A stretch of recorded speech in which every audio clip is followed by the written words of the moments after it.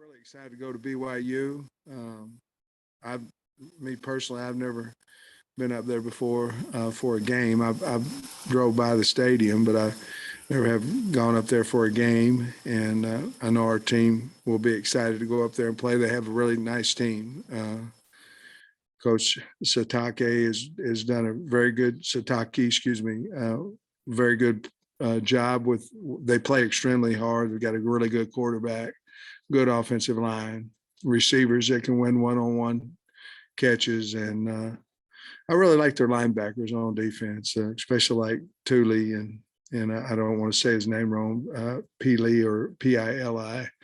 I like those two guys. They're really good players for them, and got a solid D line and secondary. It'll be a really nice challenge for us, but it'll be kind of neat to go out of conference at this point, right before the bye, and go play. So we're excited to get up there. Coach, what's the mood of you guys right now after 3 losses and so many injuries and stuff? And how do you get these guys back and get the energy right? I think the difference, Trey, in this year and last year when we went on a 3-game losing streak was the health of the team was a little bit better. We had won 4 instead of 3, before that. Our next game was Pine Bluff instead of BYU. There's some differences in the scheduling, differences in the health of the team. But I think we can go back onto we'd lost 3 in a row last year and ended up in the top 20 in the country and finished out strong. I think we're all disappointed. I don't know if it's just the losses but how we've played the last 2 weeks. I wouldn't put A&M in there. We made some mistakes there at the end of the A&M game in the second half, but the last 2 weeks we just haven't played well. Made some mistakes. I have to get better as coaches, but I think in a nutshell, it's we've lost 3 games and we need to stop. And I think our team understands that. I didn't feel after the game, I felt a lot of disappointment. I think I don't think there's any way we've lost the team or anything like that. I know that's not the question you're asking, but I feel real comfortable that we'll have a good week of practice and we'll be excited to go play and get our quarterback back and hopefully we'll be able to get Slusher back. Still up in the air right now. With the quarterback situation, obviously you mentioned expecting to get KJ back, but given the way the game played out and everything, is Hornsby the backup quarterback now? Yeah, I talked to Malik again. I kind of had a Monday meeting with him last week and won, and he certainly earned that spot on Saturday, and I just gave him his choice, whether he wanted to stay where he was as a 2 quarterback now, or whether he wanted to move to wide out, or whether he was interested in moving to corner. Obviously the team needs some defensive back help, and he'll have to explain, more than I can with him, but there was a big weight lifted off his back, I think, with the way that he performed. I think he validated what he thought about himself as a quarterback and what the team did. And he wants to stay right there, be ready if needed at quarterback and not necessarily do the wide receiver, quarterback, all that stuff, just be ready when needed as a number 2 quarterback. With Malik, you used him in some interesting packages early in the season, and then we hadn't seen him in the last couple of games. Just does his performance Saturday make you want to try some of those things again? No, I don't think so. It didn't work. It didn't work for him. I think he wants to be a quarterback, and we were forcing him a little bit into needs. I think we felt like our needs were a little bit more at wide receiver than what they may be, and he wants to be a quarterback, and that's where we're going to play him. And I think because even at practice we took him away from that, and I don't think it helped him at practice, and I think he can become what we all think he can be at quarterback if we just leave him there. I gave him that choice, and that's what he chose. And I was happy that he did. What made you decide to go to Reed Bauer at punter when you did? And do you think he's going to be your punter going forward? We had struggled a little bit early in games punting the ball, and it had been a little bit of a consistent pattern. And we talked about it before the game, obviously after the game, after the Alabama game. And, some people perform different in games than what they do at practice. And honestly, Malik Hornsby is one of those guys. I know he's not a punter, but and so we started Max, and there's nothing wrong with Max. Max is a good punter. Had difficulty with the first punt, and we knew if that was the case that Reed would go in there, because Reed did a nice job for us last year. And so, we'll stay with Reed as long as he's doing a nice job. I know Kari and Jaden Johnson both got dinged up in the last game. Do you have any update on their status? I don't. I don't know that Kari will be available. Jaden could be. We're not going to practice him today. Kari probably not. Jaden, I don't know. We're holding him today. You said it sounded optimistic about Slusher. is he a guy you think can be back at practice? Oh, or? man. I had to talk with him this morning as well. I don't know. I mean, I thought he would be a little bit further along yesterday, to be perfectly honest with you, than what he was. So I don't know. Coach, just back-to-back slow starts for y'all. I think you got down 28-0 against Alabama, 21-0 against Mississippi State. Is that going to be a focus this week for y'all to, get out to a quicker start on both sides We of the ball? focused it last week too. It just didn't work, and I appreciate the question. I do, because it is a concern to us. It might be even to a taking the ball if we win the coin toss. We're such a deferred team and things of that nature, because I like having the ball coming out of the third quarter, but the bottom line is, I think we have to do a better job offensively on having our openers solid, concrete, practice them over and over and over. And I know they changed a little bit with down and distance, but we have to have our 10 plays in there that we're going to run, and depending on down and distance, and get our kids to believe in those plays. We have to execute. I mean, I get it. And we do that, but I think we've got to make a stronger, concentrated effort on that. Defensively, we just have to make plays. And of course, last week was a little bit different because, we kicked the ball out of bounds. We have a 15-yard penalty on a back of the helmet penalty. We hurt ourselves. We've obviously got to be better at details as a staff, and that's myself.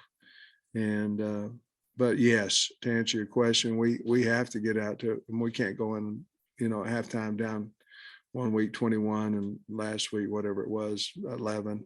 We just can't. We got to start faster. And then at receiver, you guys gave some guys some more looks. Bryce Stevens had the touchdown. What do you think of those guys who haven't really played a whole lot this year that played last week? Yeah, I was really proud of Bryce. I mean, it was a hard catch, a tough catch. And I mean, really good throw. Hard, not an easy catch, let's say that. And did a really good job with that. We've got to get going a little bit more. I think we didn't play particularly well at wide receiver in some positions that we've got to figure out who possibly our third receiver is and things of that nature. And that could be a Bryce or even Jaden Wilson, somebody like that. I think we've got the talent. We just got to give more effort and play harder. My question was going to be about the receivers too. Landers' targets have gone down the last 2-3 weeks. Yeah. Are you, as a whole, maybe struggling to beat man coverage, or what's happening with the receivers? Well, I think, it's a complicated answer, because sometimes you're open and you miss the throw. Sometimes you're open and you don't see him. Receivers are so different, Tom, because where they progress in the read and things of that nature. You know what I mean? But you also can target a guy, and in that he has to get open and he has to win that rep. Obviously, we're not doing one of those three, and I think Matt's a unbelievable talent. But to get to football, you got to get open, and all those things we just talked about have to happen. Last week going into the game, we had thinking with Cade being able, he's a good passer. I mean, as good as Malik played, I'm not for sure that Cade had really a chance, to be honest with you. He didn't play very much, and protection wasn't particularly good when he was in there. But he threw the ball well during the week, and we thought we could hand the ball off and make yards with our running backs, and then we could get, we needed to open up our offense and throw the football. And fortunately, with Malik, we were able to hit some long ones and some plays, and he did that with his arm and his feet. So long answer is we have to get better out there. But those three things had to happen, and we have to know we're going to those guys, and if they don't get open, they don't get open. Your O-line has done such a good job at moving the line of scrimmage with the short, not converting the short plays. How do you process that? Like, I know you mentioned backside the other night, but what was going on? We had a missed assignment, on the goal line, let the 3 technique go, and that was one of them. We've got to cover up the front side edge somehow, and that would be either with bringing in one of our wideouts to cover it up, or having 12 personnel have another tight end on the front side, because we had no chance on the 4th and 1 unless Malik just keeps it and then he walks in. But that wasn't in his read.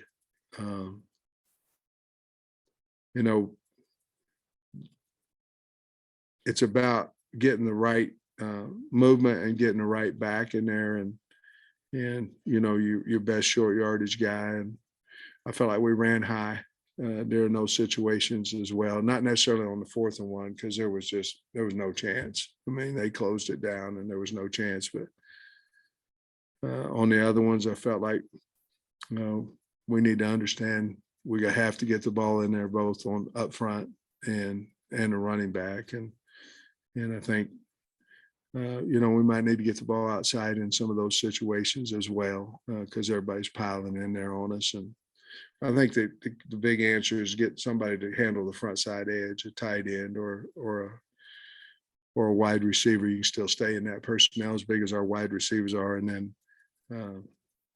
find the running back, find the line's got to move them. And then we need to. We tried on the 3rd and 1, a fake off of what we had been normally handling the ball to the offset back, and we just couldn't get open. And that was me. I said, "Hey, you got 2 plays here. Let's try to get a touchdown off of this play action." It just didn't work.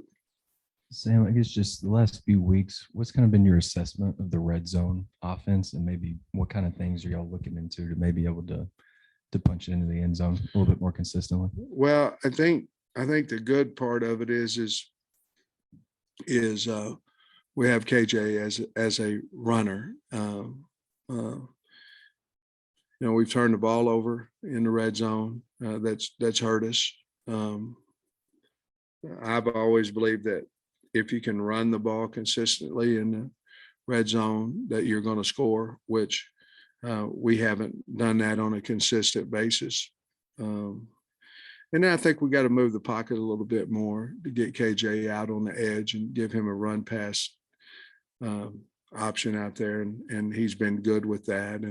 And so obviously we need to score more touchdowns.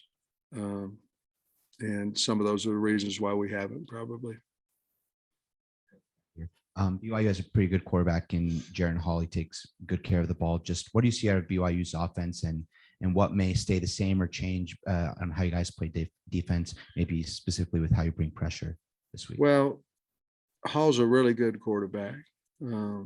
I like their offensive line. I think their two tackles are really good. I think they're all good. I like their two tackles. I think they're really good. Obviously, Kingsley, the right tackle, I tried to recruit at Georgia and lost that battle. They're a little bit, they're all different personnel. They go all empty, they've got Romney back, he was out for a while, and another receiver. So they're receivers, they're big. They throw a lot of one-on-one balls. But we can't, we're going to have to pressure him because I believe he'll pick us apart if we don't. We're going to have to stop the run, and then we've got to pressure him because if we don't, I think he's really good and a really accurate thrower, and his receivers are big. They're 6'2" and better. This may be something where it may be nothing, but how different is it to have kind of this out of conference road trip, like in the middle of the season? You play these SEC games and then you're going out of conference to go to Utah for a non-conference game. Well, in all the SEC places I've been, it's been abnormal. It's not normal. Normally it's an in-conference home game, but it's the schedule, and we're going to embrace it. But it's different. The great thing is it's not a night game. It's their homecoming and all those things, a whiteout and all that kind of stuff. But it's not a night game, so we're not going to get back at 7 or what. And we're off next week. We get a bye week. So if you're going to have one that goes up to Utah, this is the perfect weekend to have it. Coach, obviously, you talked about getting after the quarterback a little more. I don't think you might have hit Rodgers like one time, I think. I don't think so. But with that defense you're running, you obviously got to catch the ones they're throwing to you. I mean, how much of a difference could that have been? You had 3 good opportunities, We maybe had 3 4. great ones, Trey, and we just didn't get it done.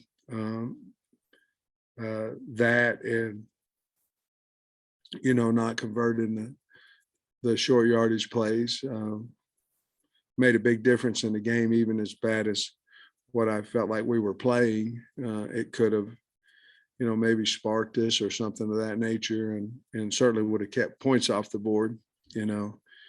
If it was a situational football that just killed us, in the short yardage we didn't make, and then the opportunities to pick passes to keep points off the board because we were struggling, stopping the run basically. I mean, they threw it as well, but stopping a little shovel pass and the run with our defense, and it was the same defense that we've run, the last 3 years against them. We put a little bit of different line movements and things of that nature in this year that we thought would help us.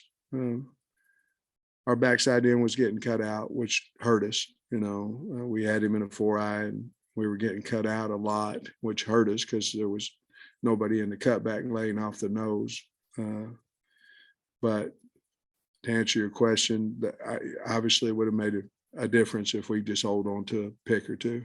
Your thoughts on the line right now? I mean, there's been some untimely, obviously you can't do anything with linebacker slapping and you get calls for it, but you had the errant snap on the final drive there at Texas A&M, and are you pleased with the way they're playing? It is such a veteran bunch. You'd expect, I'm pleased with the way they play. I'm not pleased with the details of what's going on. In other words, I think they played well together as a unit.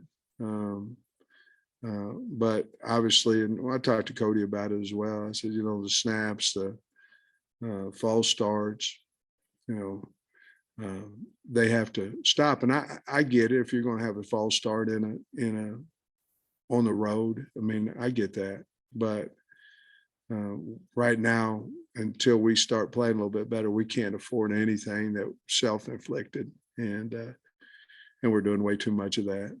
But I still think, and I thought we had played pretty well I don't think we played well last Saturday as a unit there. Coach, Bumper said after the game that the defense has been, getting tired toward the ends of the game and they need to lock in on fundamentals. Is that something that you've seen as well? We got a lot of guys having to play a lot of reps. Part of that is obviously we're not doing as well on offense.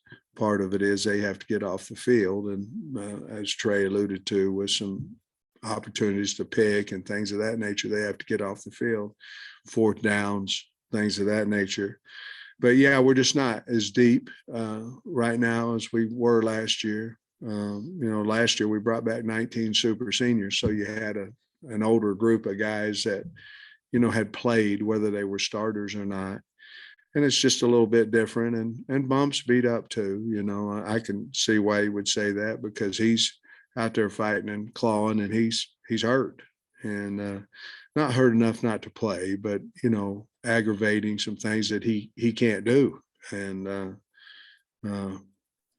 but yeah, I've noticed that as well, and I really don't know what to do about it unless. And the only thing we are taking care of some of them in practice, but we've got to go win on Saturday, and then that will help some of the tiredness, the ailments, and the week off will help it as well. You said KJ being back this week. Has he been fully cleared at this point? And is it a normal week of practice for him? Yes, it's a normal week.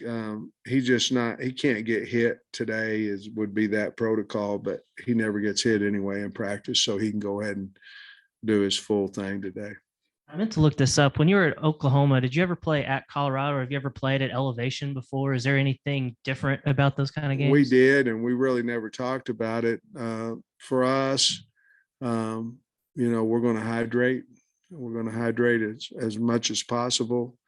And we're going to watch our kids that have sickle cell closely. And after that, we're just going to go play the game. Yeah, my question was about altitude too. Have you heard stories in the profession of teams that the altitude got them a little or anything? Not really. I have heard stories about kids with the sickle cell trait that you really need to watch them. And we went over that this morning in our meeting as well. I've heard of people trying to get used to it and go up a day early and all those type things. In talking to some of the coaches that have played them and played up there, or some coaches that coached at BYU, they think as long as we hydrate and watch the kids with the sickle cell, we should be in good shape. I watched Coach Kalani's post game from the Notre Dame game. He just seems really, really composed, focused, balanced guy. Have you come across him? Do you know him? I have not. I have high respect for him. Just he, in the AFCA, all the coaches are on Zoom, and the things that he talks about when he speaks in the head coaches meetings, he's very, very intelligent. From everything I see, he's very, very positive. Obviously, he has a love for BYU, but I know this, that for him to get Kingsley to come back from Oregon to BYU, of course, Kingsley had to go in the transfer portal.